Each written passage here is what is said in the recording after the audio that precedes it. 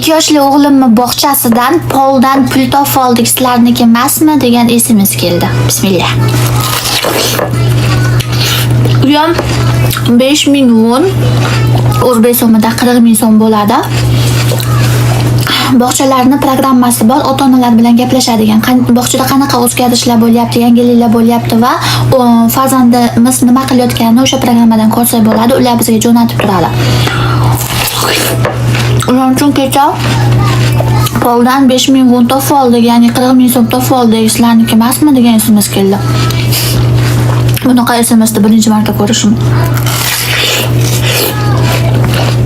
Agar bolangni cho'ntagiga solib qo'ygan bo'lsang, tushib qoldimikin deb onalarga jo'natdi, ya'ni ota-onalarga SMS jo'natdi.